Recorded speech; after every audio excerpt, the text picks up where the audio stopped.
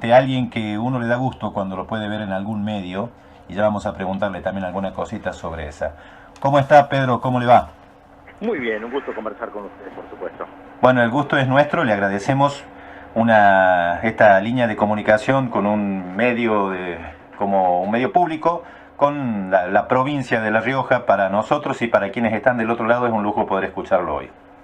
Es un gusto conversar con ustedes. Muchas gracias. Bueno, eh, Juan Pablo, ¿querías decir algo antes de que arranquemos con Pedro? Sí, básicamente el licenciado Brieger es periodista, sociólogo y docente de la Universidad de la UBA. Escribió varios libros, Encrucijada Española al 15M, a Disputa del Poder. Es autor y referente de un medio comunicacional como es Nodal, que también le vamos a preguntar qué es Sí. y cómo trabaja. Y especialista en política internacional y sobre todo de conflicto del Medio Oriente. Bueno, Pedro, yo más que todo, hay un montón de cosas que uno cuando imagina hablar con usted, tiene un montón, se le ocurren un montón de cosas. Pero arranquemos porque hoy empezábamos hablando de la previa del Día del Amigo y hablábamos de las relaciones internacionales entre distintos países. ¿Cómo ven los procesos de integración y desintegración que se están viviendo ahora en la Unión Europea? Con esto de la salida del Brexit, con la posición de Inglaterra. Bueno, la Unión Europea nació básicamente como un acuerdo comercial de Comercial. algunos países que fue creciendo, desarrollándose, pero siempre con un objetivo básicamente comercial. Por eso hay un movimiento de capitales incesante sin ninguna traba y hay muchas limitaciones para el movimiento de las personas. La pregunta que se hacen todos los europeos es ¿en qué se beneficiaron con la Unión Europea? Totalmente. Y muchos no le encuentran respuesta a eso. Porque el euro como moneda ni siquiera abarca a todos los países. De hecho, el Reino Unido no tenía el euro como moneda, tiene su propia moneda, que es la libra esterlina, pero tenía varias instituciones dentro de Inglaterra principalmente, de la Unión Europea, y además compromisos respecto del movimiento de personas que a un sector importante de los británicos les molesta especialmente, y en particular a la gente de la extrema derecha británica. Totalmente. ¿Y pero quién casi ningún Estado se benefició? Ahora todos vemos desde afuera y nos parece, pero Alemania sí. ¿Es la gran beneficiada de la Unión Europea? En gran medida sí, porque es el país más poderoso y es el que ha logrado imponer condiciones también a los otros países, justamente porque es el más poderoso. De hecho, el lugar que se le otorgó a Grecia en la Unión Europea es prácticamente el lugar de alguien que tiene o materias primas o cosas de muy poco valor agregado, pero atados a una misma moneda que les impide justamente desarrollarse. Eso es parte de los problemas que siempre se ha planteado respecto de la Unión Europea y las desigualdades. Por un lado, países muy poderosos como Alemania, que tienen una industria, por ejemplo, industria automotriz muy desarrollada, y por el otro lado, países muy pequeños en condiciones muy desiguales. Totalmente. Pero hay una crisis de los acuerdos internacionales entre los distintos países, porque vemos algo no con las mismas características, pero sí vemos una crisis de estas posibilidades que también se veían en Latinoamérica con el UNASUR, con la posición de Argentina, con la posición de Brasil, hoy. ¿Cómo lo ve usted? Creo que son dos procesos diferentes. Totalmente. El proceso de UNASUR fue más político que económico. El proceso inicial de Mercosur fue económico. Nació económico, sí, el Mercosur. Claro, fue básicamente económico, pero el proceso de UNASUR fue más político que económico. En ese sentido, uno ve una gran diferencia, y además porque ideológicamente no es lo mismo la UNASUR con una corriente progresista muy fuerte que la Unión Europea, que tiene como eje a los países más poderosos, cuya integración es básicamente con objetivo para favorecer a grandes empresas. Claro, pero esta posición de debilitar al UNASUR, digo la posición del gobierno nacional actual, también es de centro derecha. O sea, ahí veo no la similitud, pero como un punto de coincidencia con lo de la Unión Europea, ¿no? Por la posición esta que... Lo que pasa es que el contexto es diferente. Al haber cambiado el contexto latinoamericano, el proceso de integración impulsado por UNASUR, que hoy es rechazado justamente por la corriente conservadora liberal, tiene serios problemas para consolidarse, porque hay una disputa. Yo creo que América Latina, a diferencia de Europa, es un continente donde claramente hay una disputa política. Totalmente. Profesor, le habla Juan Pablo Pinto.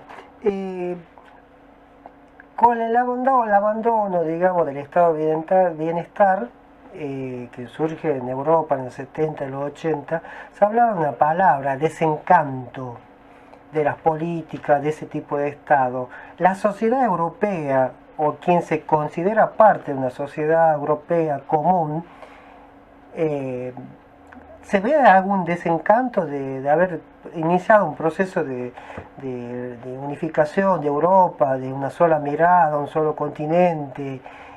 ¿Ahí se percibe los gobernantes de Europa ese desencanto, o es solamente una cuestión inglesa o británica, digamos, que votaron en contra de seguir de un proceso de regionalización que, para nuestra audiencia, debemos recordar que la Unión Europea nace con el famoso Pacto del Carbono o Acuerdo del Carbón entre Alemania y Francia, es decir, nace de una cuestión comercial y estratégica, digamos.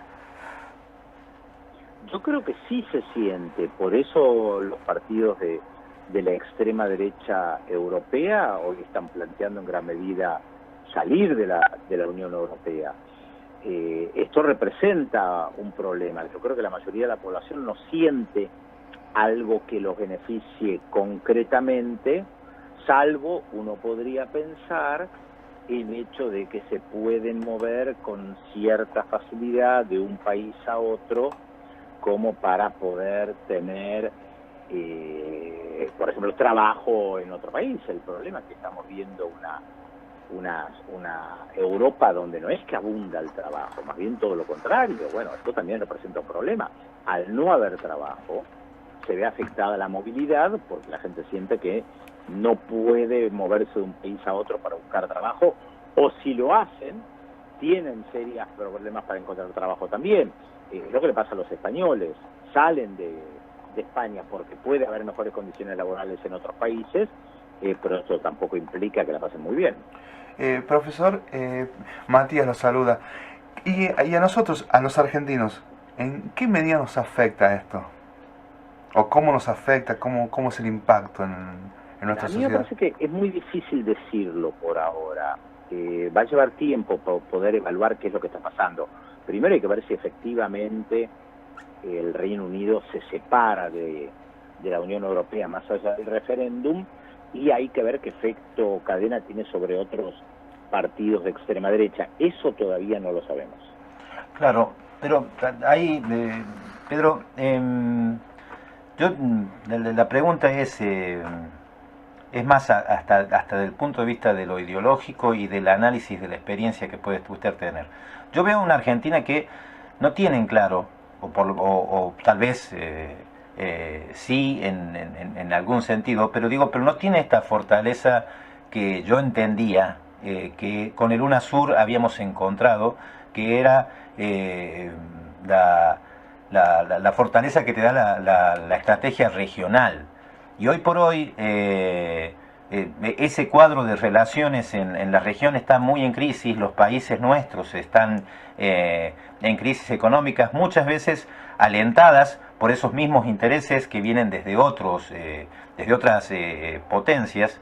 Entonces no le veo el horizonte. Y hoy parece que estamos aspirando, en vez de a lo regional, en esta alianza del Pacífico, y no veo cuál es el objetivo de beneficio que tiene nuestro país en ese sentido, y si esa alianza del Pacífico, o esa entrada a la alianza del Pacífico, no nos va a poner más endeble todavía ante cualquier crisis que surja en Europa, o en Medio Oriente, o en Estados Unidos. Es que el objetivo es político. El objetivo es debilitar a Mercosur, evitar que Venezuela se incorpore con pleno derechos, aunque los tiene, pero están tratando de aislarlo. Y también uno podría pensar que la Alianza al Pacífico, que además surgió como un modelo político más que económico, aunque se presente como modelo económico, para debilitar a UNASUR, lo han dicho en más de una oportunidad algunos de sus principales dirigentes. Entonces, esto tiene que ver con un alineamiento estratégico global que por supuesto va en un sentido contrario de lo que se tenía en el pasado, en estos últimos años, cuando había un objetivo de integración regional. Por eso, pero yo la pregunta va, ¿usted cómo lo ve? ¿Cómo usted ve que es una...? Lo que estoy diciendo justamente, Sí. hay un objetivo político de mirar a la Alianza al Pacífico que tiene un sentido político contrario a la integración regional que tenía UNASUR. O sea, está claro que los gobiernos conservadores, liberales de la derecha latinoamericana no quieren los procesos de integración que fueron impulsados por Chávez, por Néstor Kirchner, por Lula, por Evo Morales o por Rafael Correa. Están en las antípodas. Buscan acercamiento con Estados Unidos y con Europa. Sí, sí, no, lo que no veo es si la salida es para, no solo para Argentina, ¿no? Cuando veo estas posiciones que miran más hacia el otro lado del océano o muy hacia el norte, que pierden autenticidad y autonomía y no tienen una estrategia regional. Yo soy de los que prefiero entender las estrategias como las pensaba Perón o como las pensaba San Martín o como las pensaba Bolívar. Ah, está bien, pero eso implica una visión ideológica diferente. La pregunta era, ¿qué es lo que estaban haciendo? No, yo lo que preguntaba es, ¿cómo ve usted el futuro si esto sucede? Y lo único que no se puede predecir es el futuro. Es una pregunta difícil. No tenemos la respuesta. No, y sabemos que esto está quebrando organismos regionales. Vemos la crisis en Mercosur, vemos una UNASUR que no tiene la misma fuerza que tenía en el pasado, ni que hablar de la CELAC como organismo regional que parece absolutamente congelado. Totalmente, sí. Profesor, el otro día sigo mucho los medios alemanes y bueno, el Parlamento alemán fue presentado el presupuesto para el 2017 con superávit fiscal, que es una de las medidas que toma la Unión Europea para seguir siendo parte y como una forma de estabilidad monetaria financiera. Pero cuando uno ve el caso Grecia y estudia un poquito ese tema, ve los préstamos que recibió Grecia, denunciado por la izquierda griega de recibir por bancos europeos préstamos financieros económicos para armas cuando el ejército griego es muy ínfimo, muy menor, y recibir préstamos 4 o 5 veces mayores a la necesidad de armas, es decir, financiado por los mismos bancos europeos. Es decir, la crisis financiera no afectó a bancos europeos, sí a estados, que es muy paradójico que el Banco Central Europeo recibe el dinero al 1%, presta a bancos privados al 4% y el banco presta a Estado de entre el 8 y 2 y 15%. Es decir, ese círculo, esa bicicleta financiera, hablando mal y pronto, afecta a los estados pobres de Europa que se ven sometidos por reglas de juego para iguales en situaciones de desiguales en los países. Es decir. Sí, estoy de acuerdo. Sí.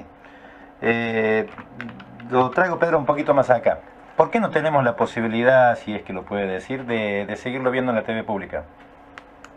Porque sencillamente las nuevas autoridades no querían que yo estuviera más en el noticiero central de la televisión pública. Yo quería seguir en la televisión pública, pero tuvieron una reunión conmigo, me dijeron que yo no iba a seguir más en el noticiero central, que estaba todas las noches, que era mi trabajo más importante, que no iba a seguir tampoco en Radio Nacional, y me ofrecían formar parte de un nuevo programa internacional después de levantar Visión 7 Internacional, y yo no estuve de acuerdo con eso.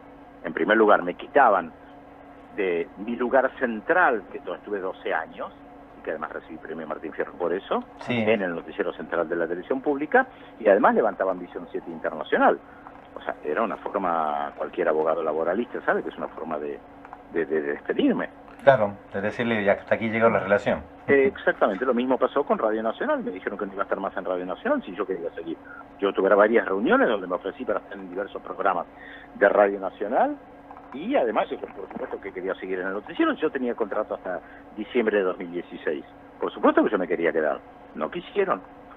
Hay dos alternativas: o hay una cuestión ideológica de por medio, que no me quisieron decir, que yo puedo comprender cuando yo estaba planteando que en Brasil se estaba gestando un golpe de Estado y apenas, se estaba gestando la destitución de Dilma Rousseff y apenas suspendieron a Dilma Rousseff, la Cancillería Argentina emitió un comunicado avalando eso. Bueno, y pude comprender porque yo no estaba más en la televisión pública, fue clarísimo. Más allá de la ineptitud de levantar un programa exitoso de 11 años como Visión City Internacional. Directamente lo levantaron, la sacaron también a Telma Luzani. Bueno, eso es lo que las nuevas autoridades entendieron por lo que quieren de la televisión pública. ¿Qué opinión tiene sobre la televisión pública actual? No la estoy mirando en detenimiento como para poder dar una opinión, la verdad. Habría que no me gusta dar una opinión en el aire.